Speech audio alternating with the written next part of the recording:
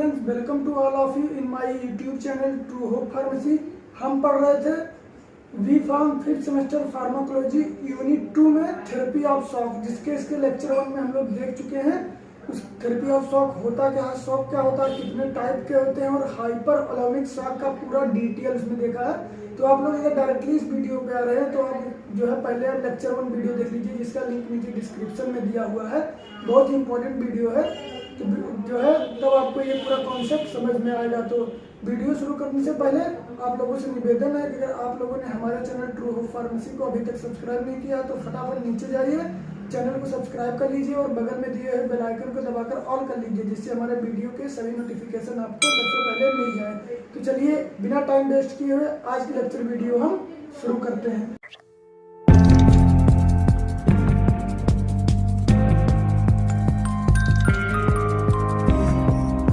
देखिए, हम बात करेंगे लेक्चर 2 में दूसरा जो हमारा बचा हुआ था, एक था आपका कार्डियोजेनिक एंड डिस्ट्रीब्यूटिव शॉक। तो कार्डियोजेनिक देखते हैं क्या था। देखिए, कार्डियोजेनिक जैसा कि यहाँ नाम से क्लियर है कि कार्डियक के वजह से शॉक होगा, हार्ट की वजह से होगा। तो क्यों, कैसे होगा? ये स्टेट ऑफ इनएडिक्वेट कार्डियक आउटपुट। इसमें क्या होता है कि इनएडिक्वेट कार्डियक आउटपुट हो जाता है। जो कार्डियक आउटपुट आना चाहिए वो नहीं आता, वो कम आता है। जिससे क्या होता है, despite of adequate intravascular volume, intravascular volume या ब्लड या फ्लूइड का कंसेंट्रेशन बॉडी में जितना चाहिए उतना ही रहेगा, लेकिन वहाँ जो है हार्ट के डिसऑर्डर्स की वजह से कार्डियक आउटपुट कम आएगा। यहाँ हमको बॉडी फ्लूइड या इलेक्ट्रोलाइट से कोई लेना देना नहीं है, ये उतना ही रहेगा, बस कार्डियक आउटपुट कम आएगा। तो उसको कहते हैं कार्डियोजेनिक शॉक। इससे क्या होता है कि जब जो है कार्डियक आउटपुट कम होगा तो जो है ब्लड पूरे बॉडी ऑर्गन तक सही से नहीं पहुंचेंगे और टिश्यू हाइपोक्सिया होगा, जो है डिफिशियंसी ऑफ ऑक्सीजन। यहाँ मैंने लिखा नहीं है, आप यहाँ देख सकते हैं। टिश्यू हाइपोक्सिया मतलब डिक्रीज ऑक्सीजन लेवल, यहाँ ऑक्सीजन का लेवल कम हो जाएगा, तो ये हो जाएगा टिश्यू हाइपोक्सिया। अब देखिए, अब नॉर्मल समझ लीजिए कि कुछ नहीं है कि कार्डियक आउटपुट का कम हो जाना कार्डियोजेनिक शॉक होता है। इसके कागज में आएगा, अब कागज में वही हार्ट के डिसऑर्डर सब आ जाएंगे। पहला आपका है एक्यूट मायोकार्डियल इन्फेक्शन, जिसको हम शॉर्ट फॉर्म में एमआई बोलते हैं। मायोकार्डियल इन्फेक्शन हो जाना, मायोकार्डिटिस हो जाना, जो हमारी मायोकार्डियम सेल होती है उसमें जो है कुछ इन्फ्लामेशन हो जाना। तीसरा आपका है एक्यूट अवर्टिक इनसफिशिएंसी। क्या है कि जो अवर्टा होता है, जो कि क्या करता है, हमारे ब्लड को पूरे बॉडी पार्ट्स तक पहुंचाता है, उसकी इफिशियंसी कम हो जाना, उसकी कैपेसिटी कम हो जाना, तब भी आपको कार्डियोजेनिक शॉक हो जाएगा। अब सिम्टम्स में क्या क्या सिम्टम होते हैं? कोल्ड मोटाइल्ड स्किन, जो है पूरे हाथ पैर सब ठंडे हो जाएंगे, मोटाइल्ड हो जाएंगे। दूसरा आपका हाइपोटेंशन, ब्लड प्रेशर कम हो जाएगा। तीसरा है अल्टर्ड मेंटल स्टेट। जो मेंटल स्टेट है वो क्या होगा कि जो नर्वस डिसऑर्डर्स होते हैं वो सब डेवलप हो जाएंगे इसमें सिम्टम्स में। अब ट्रीटमेंट में क्या है, क्या क्या ड्रग देते हैं कार्डियोजेनिक के ट्रीटमेंट में? पहला आपका एस्पिरिन है, क्योंकि एस्पिरिन हम इसलिए देते हैं क्योंकि ये एंटी प्लेटलेट ड्रग है। क्या करेगा, ब्लड को थिन करता है। जो ब्लड थिन होता है तो बॉडी पार्ट्स तक आसानी से पहुंच जाता है। बीटा ब्लॉकर्स देते हैं, मॉर्फिन देते हैं, डोपामिन, डोब्यूटामिन, ये सब सिंथेटिक बीटा ब्लॉकर्स, ये सब है। मैंने इसके पार्ट 1 में इसका detail dopamine, dobutamine, beta blockers का बताया हुआ है, तो वो वीडियो आप लोग देखिए, तभी आपको कॉन्सेप्ट समझ में आएगा। तो अभी हो गया कार्डियोजेनिक शॉक। अब जो है तीसरा जो हमारा मेन इंपॉर्टेंट है उसको बात करते हैं डिस्ट्रीब्यूटिव शॉक। डिस्ट्रीब्यूटिव शॉक क्या होता है? डिस्ट्रीब्यूशन से बना है डिस्ट्रीब्यूटिव। तो डिस्ट्रीब्यूशन में कैसे होगा? इसमें क्या होगा कि हमारा इंट्रावेस्कुलर वैल्यूम सेम ही रहेगा, ब्लड का कंसंट्रेशन बॉडी में सही रहेगा, जितना चाहिए उतना ही रहेगा। लेकिन क्या होगा, यहाँ सीवियर वैसोडाइलेशन होगा।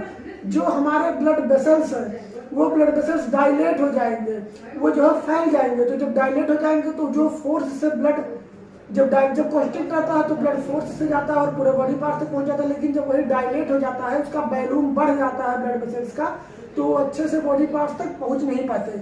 जैसे मान लीजिए कि हमारा यहाँ पे मैं आपको बता देता हूँ, सीवियर वैसोडाइलेशन क्या है कि यहाँ पे आप मान लीजिए, देखिए ये हमारा कोई ब्लड वेसल्स है, अब इसका वैल्यूम इतना है, लेकिन यही ब्लड वेसल्स अगर इसका वैल्यूम इतना हो जाए तो आप ये जानते होंगे कि जिसका ब्लड वैल्यूम कम होता है उसमें प्रेशर ज्यादा होता है, तो ब्लड उसमें से जो है फोर्स से बहेगा और बॉडी पार्ट तक पहुंच जाएगा। लेकिन जब ये डायलेट हो जाएगा तो क्या होगा कि यहाँ पे बॉडी पार्ट्स में ब्लड पूरा अच्छी तरह से नहीं पहुंच पाएगा, तो वो होता है डिस्ट्रीब्यूटिव शॉक। अब इसमें क्या होता है, देखिए despite normal blood balloon same रहेगा। सीवियर वैसोडाइलेशन की वजह से जो है डिस्ट्रीब्यूटिव शॉक होगा। इसके होने से क्या प्रभाव होता है, देखिए improper distribution of blood flow, blood का फ्लो जो है इम्प्रॉपर होता है पूरे बॉडी पार्ट तक। हीमोडायनेमिक जो है वो हमारा गड़बड़ा जाता है, पूरा सही से नहीं होता, तो बॉडी पार्ट तक पूरे ब्लड नहीं पहुंचते हैं ड्यू टू सीवियर वैसोडाइलेशन। ये पॉइंट आप लोग याद रखिएगा कि डिस्ट्रीब्यूशन में क्या है कि सीवियर वैसोडाइलेशन की वजह से ब्लड का फ्लो जो है वो जो है इम्प्रॉपर हो जाता है। अब इसी डिस्ट्रीब्यूटिव शॉक में हमारा 3 टाइप की सब कैटेगरी के शॉक है, उनको पढ़ेंगे। पहला हमारा इसमें है सेप्टिक शॉक। देखिए सेप्टिक, सेप्सिस से बना है सेप्टिक। अब देखिए रिजल्टिंग फ्रॉम सेप्सिस, ये सेप्सिस क्या है, an infection that leads to death. हमारे बॉडी पार्ट्स में ऐसा इन्फेक्शन जो कि डेथ कॉज कर दे, उसको हम कहते हैं सेप्सिस। तो इसमें भी इसको हम सेप्टिक शॉक कहते हैं, क्योंकि ये सेप्सिस की वजह से, इन्फेक्शन की वजह से होता है। अब दूसरा आपका इसमें आता है एनाफाइलैक्टिक शॉक, सब कैटेगरी में डिस्ट्रीब्यूटिव के। तो एनाफाइलैक्टिक में क्या है कि एनाफाइलैक्टिक जैसे देखिए क्या होता है कि किसी भी एलर्जेंस या किसी भी बैक्टीरिया वायरस के लिए जो हमारी बॉडी रिस्पॉन्स देती है, तो उसके लिए एनाफाइलैक्टिक रिएक्शंस होती है बॉडी में, और उससे क्या होता है कि उसके कुछ जो है सिम्टम्स बॉडी में दिखते हैं। तो देखिए develop following exposure to allergens and cross link IgE। देखिए कोई अगर बैक्टीरिया वायरस बॉडी पे अटैक करता है तो बॉडी क्या करती है, अपने डिफेंस मैकेनिज्म के थ्रू मास्ट सेल से क्या करती है, रिलीज करती है इकोसोनाइट्स IgE क्रॉस लिंक के साथ, इकोसोनाइट्स, प्रोस्टाग्लैंडिन, ल्यूकोट्राइन्स। इस सबको डिटेल आप इसके 4th यूनिट में पढ़ेंगे। ल्यूकोट्राइन्स क्या है, प्रोस्टाग्लैंडिन क्या, बस यहाँ आप जान लीजिए कि ये क्या है कि एक तरह से डिफेंस मैकेनिज्म इन्फ्लामेटरी मीडिएटर्स को रिलीज करता है। On mast cell causing mediator release, histamine, leukotrienes, prostaglandins, ये सब जो है बॉडी में रिलीज होते हैं, एक तरह से इन्फ्लामेटरी मीडिएटर हैं और जो है इम्यून रिस्पॉन्स को शो करते हैं।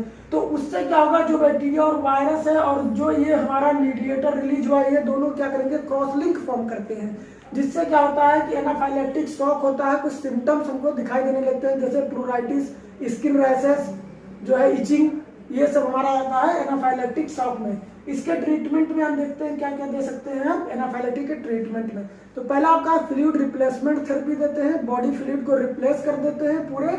और या दूसरा फिर क्या दे सकते हैं हम, सेप्टिक शॉक में हम देते हैं एंटीबायोटिक्स, क्योंकि ये इन्फेक्शन की वजह से फैल रहा है। तो एंटीबायोटिक्स में आपका 2 मेन एंटीबायोटिक है, सेफ्ट्रिएक्सोन एंड इमीपेनम, जो ये एंटीबायोटिक्स देते हैं हम सेप्टिक शॉक में। तीसरा अब आता है इसकी सब कैटेगरी में न्यूरोजेनिक शॉक। न्यूरोजेनिक जैसा कि नाम से क्लियर है, न्यूरोजेनिक, ये हमारे नर्वस सिस्टम में होगा।